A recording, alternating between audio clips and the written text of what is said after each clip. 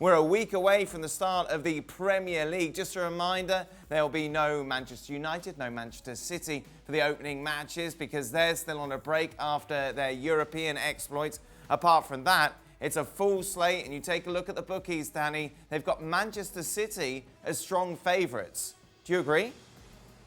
Yeah, I think so. I think obviously Liverpool last season, they were sensational, and they ended up walking the league. They were that good. But I just think when you look at the squad depth that they've got, I think they were fortunate last season. Yes, the goalkeeper got injured, but they had a number of players.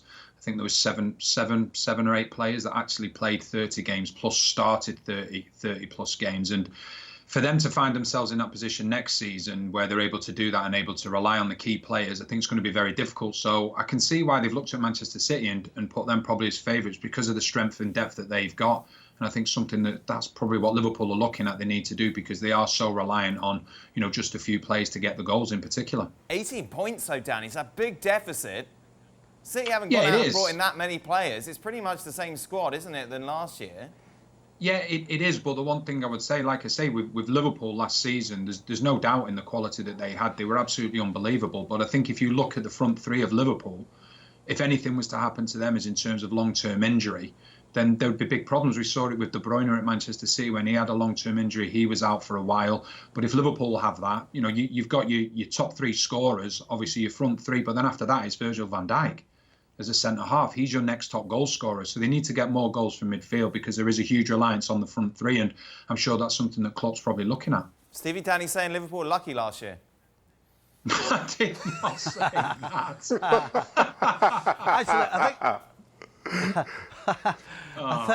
Actually, I think you're right, Dan. I mean, they haven't really done anything so far. I mean, there's talk of Koulibaly. If he does sign, then that will make a huge difference. But I think also for City, Danny's talking about injuries to Liverpool, but if Aguero doesn't play a major part in the season, that's going to hurt them because we've seen so far that Jesus is no Aguero. Yes, he scores some goals, but I think part of the reason they lost so many games was, yes, they were bad at the back, but they were struggling to take advantage of a lot of situations going forward. So I'm not quite sure that City should be favourites. I still think Liverpool are ahead of them because of the 18 points, and they haven't signed anybody. Shaq, what do you think?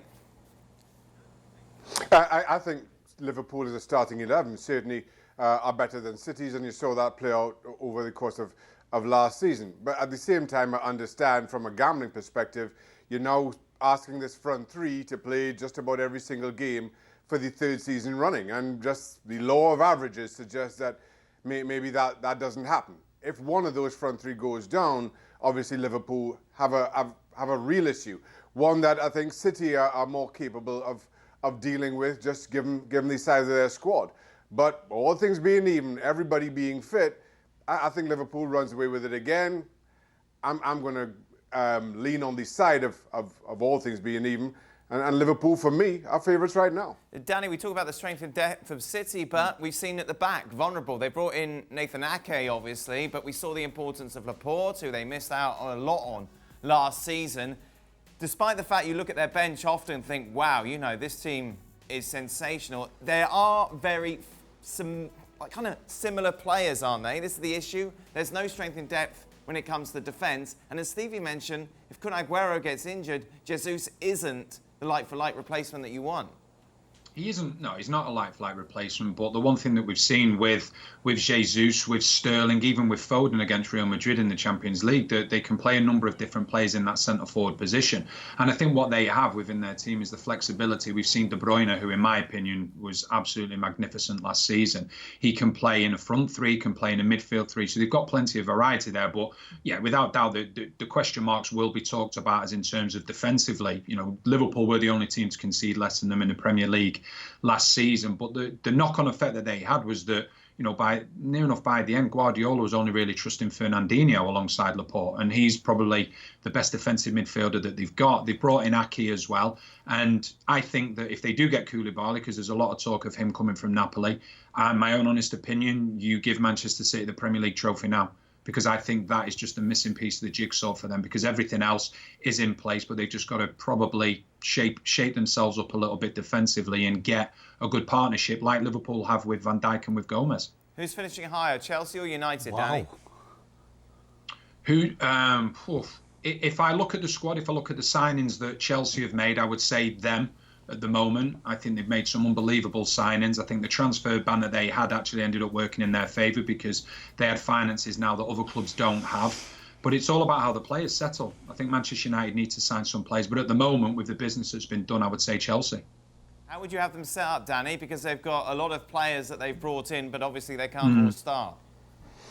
No, it's a difficult one for Frank Lampard, but I think what we're seeing now is them looking to get strength in depth. I think it's an important thing, and I think when you look at Chelsea, I go back to Frank Lampard when he first started his management job at Derby. He would play a 4-3-3 or a 4-2-3-1, and I think likewise at Chelsea, he has experimented with a back three. But I think if he wants to get the players in that he's signed, then I think he has to go with a 4-3-3. I think that's really important for him to have the varieties in terms of the attacking options.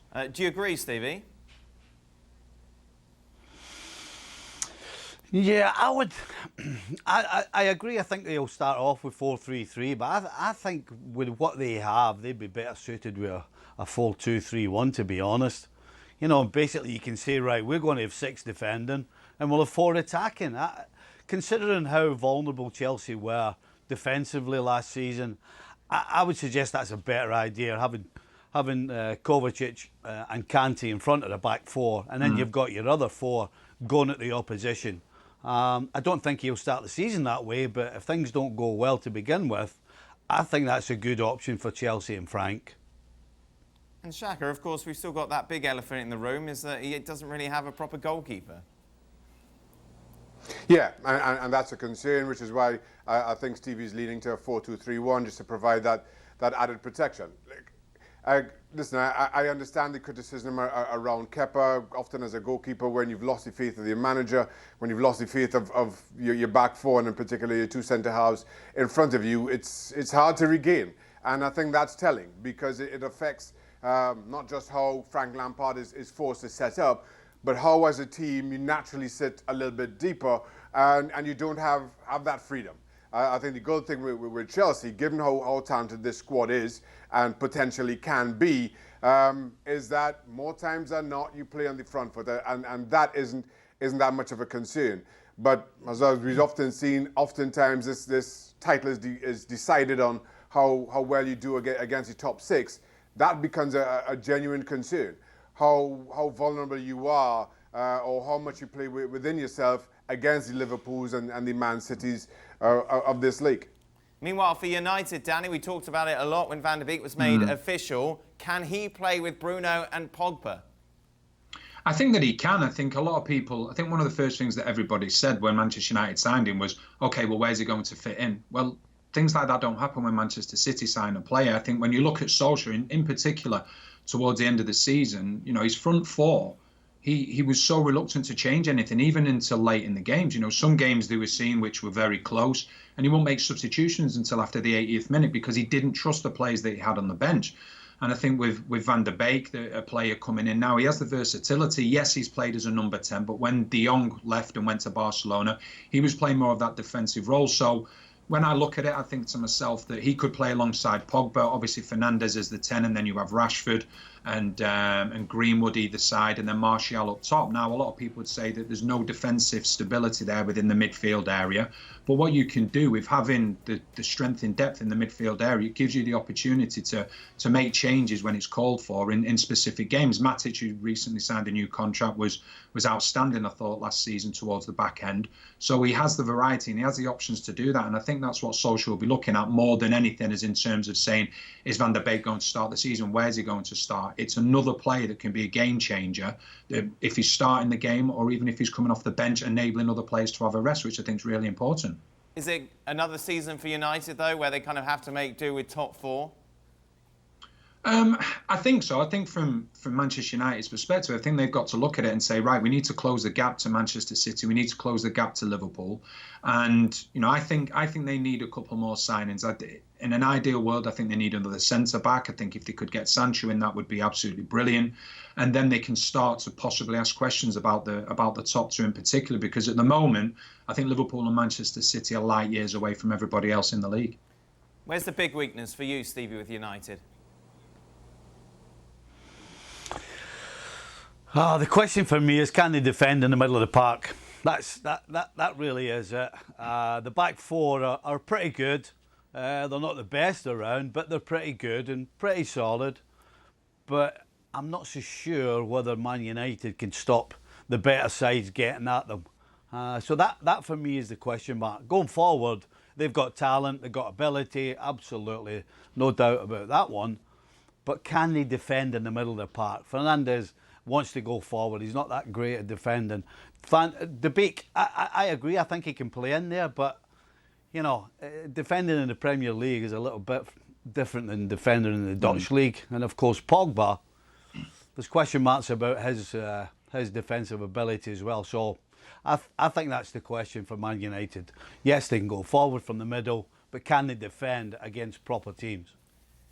Meanwhile, of the others that are chasing, who are going to get closest to getting in the top four, Danny? I think when you look at Wolves, I think they're on, you know, I think the way that they play, it's very difficult to play against them. I think Tottenham, you know, Mourinho, they had a fantastic end to the season, ended up finishing 6th.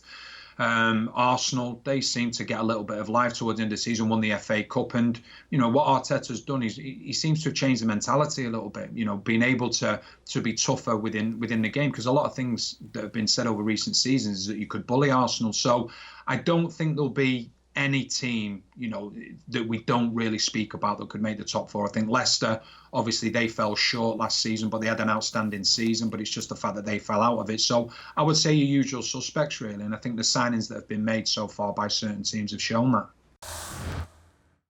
Well, thank you very much for watching ESPN on YouTube. For more sports highlights and analysis, be sure to download the ESPN app. And for live streaming, premium content, and let's not forget as well, ESPN FC 7 days a week. Subscribe to ESPN Plus.